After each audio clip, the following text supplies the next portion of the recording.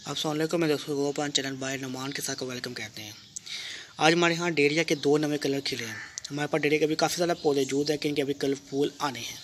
अभी उनका कलर हमें नहीं पता, लेकिन 2 फूलों के ऊपर 2 पौधों पर कलियाँ आ चुकी थी। एक कली आई थी और दोनों के ऊपर फूल एक टाइम लग चुका है।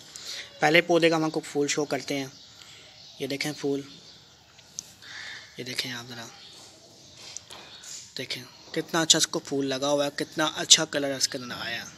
उसके बाद दूसरा फूल आप देख लें, वाइट कलर का फूल आया, कितना अच्छा फूल आया देख लें।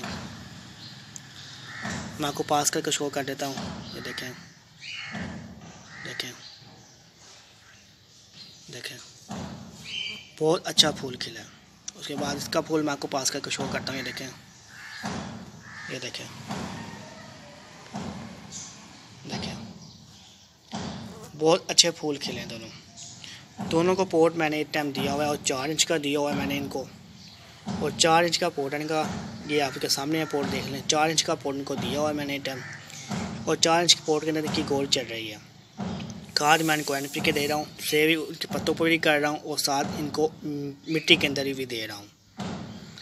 इनको पानी में फर्स्ट टाइम और सेकंड टाइम दोनों टाइम दे रहा हूँ। सनलाइट इनको मैं कम से कम 5 घंटे की 5.5 घंटे की इनको दे रहा हूँ। ज़रा सनलाइट को नहीं दे रहा मैं आपको।